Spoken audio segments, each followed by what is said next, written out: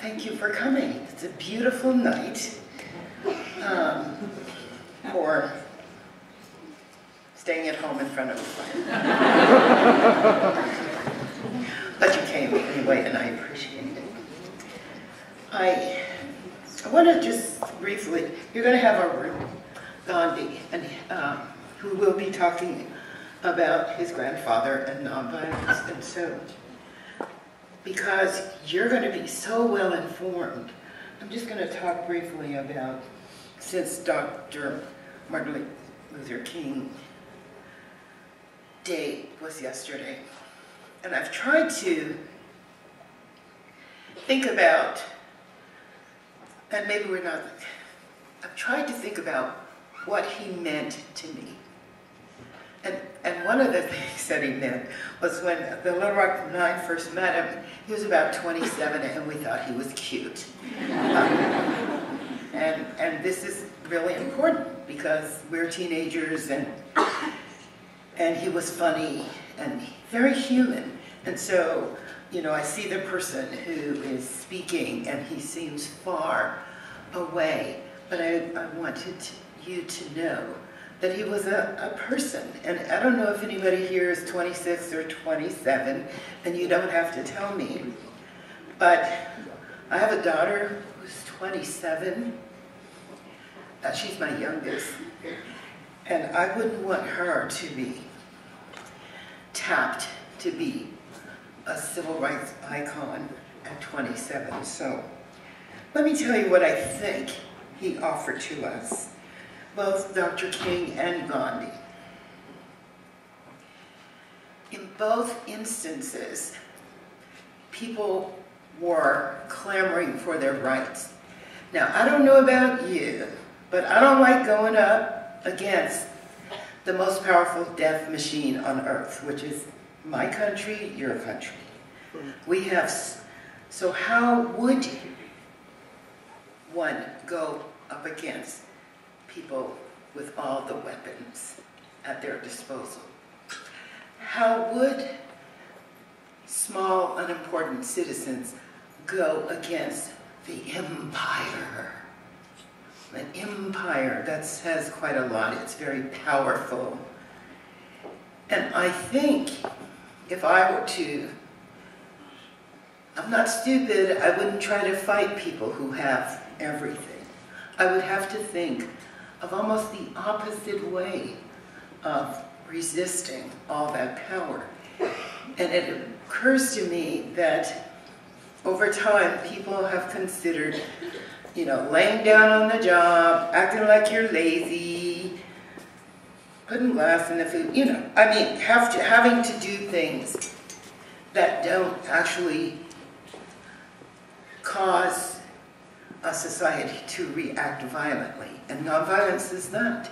So what, for our country, Dr. King gave us the opportunity to imagine peace, to imagine a peaceful world. What a thought.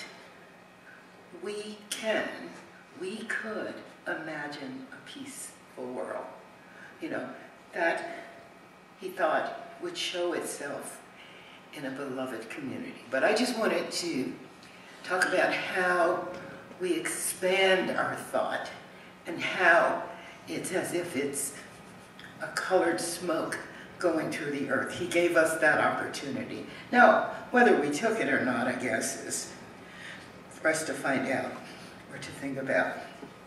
So we talk about, I'm here to talk about Central High School. It's my favorite story. On September 2nd, 1957, 9 teenagers arrived for their first day at Central High School, and I had on a pretty dress, ooh, and new shoes, and I was so cute. And so when we walked, we're going to school. We walked up to, we knew the governor had called out the soldiers and he said he was keeping the peace, and we're thinking, okay, if anything happens, they won't let anything happen to us. So when we got there, we found ourselves sandwiched between a mob of white people screaming death threats. I was really fascinated by the women. Some of them had on gloves, and the stuff that was coming out of their mouths wasn't glove-like. And as we sort of walked up to the front of the school, the Arkansas National Guard stood aside and allowed white kids to go in and close ranks when we went up close. And there are pictures of us, and we look so confused. But on the other end of the school, Elizabeth Eckford took the bus because she was going to school. And when she got off the bus, she was mobbed. People were spitting, they were calling her names, they were walking on her heels, a favorite expression of love at Little Rock Central High, walking on heels. Especially, you've heard of heel plates? Anybody ever take tap dance? Oh God, I'm in the wrong era.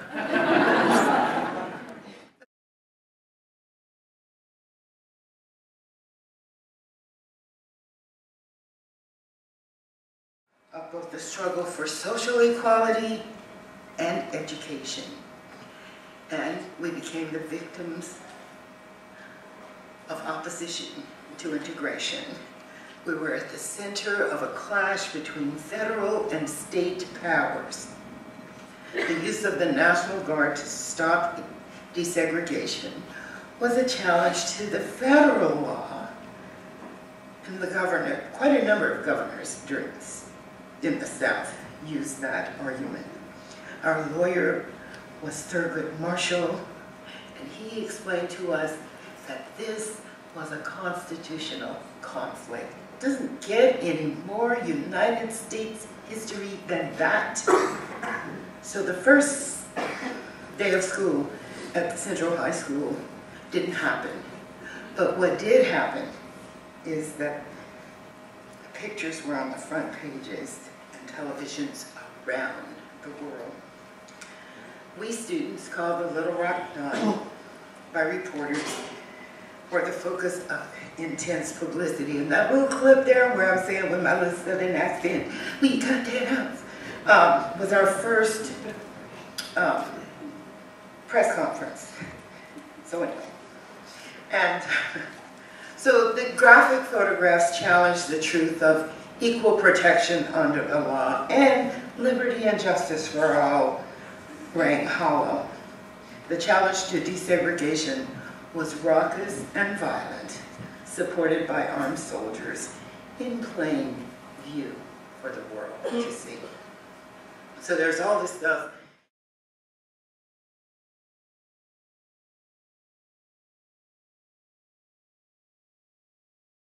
And for me, less than a year of constant terror and brutality.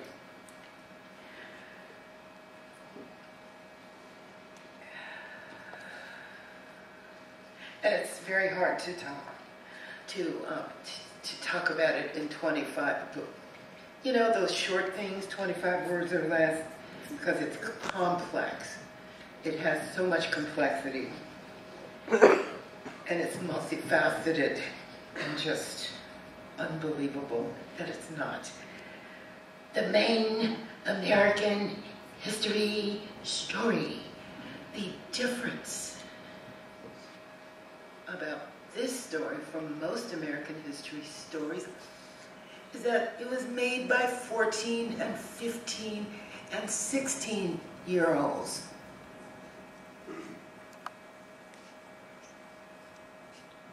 And we thought all history was made by grown-ups. I bet when you look at your history book, you still think that. Because we're not the primary icons of American history. And it's not about me. It's really about you.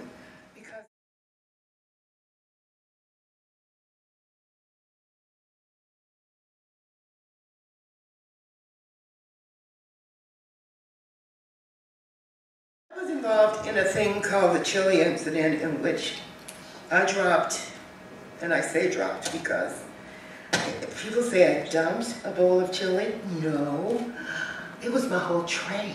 And it was the chili and the roll and the fork and the cutlery and the milk.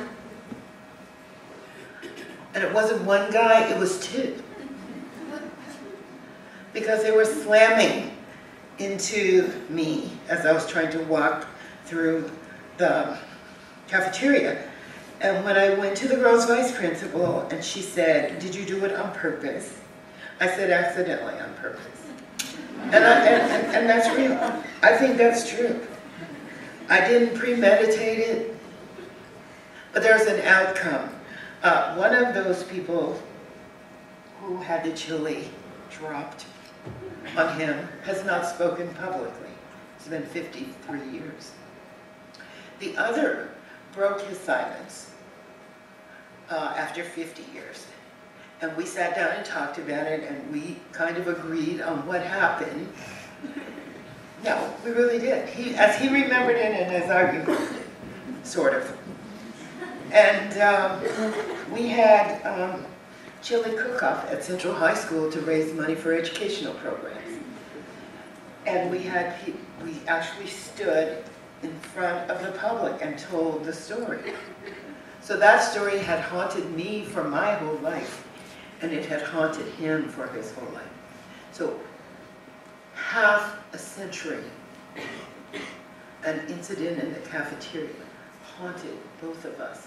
So we had to actually have that experience of telling it to other people, because everybody was telling it the way they wished it had been. Wayfarer, there is no road. Your footsteps are the road and nothing else. We make the road by walking. By walking, we make the road. Thank you so much.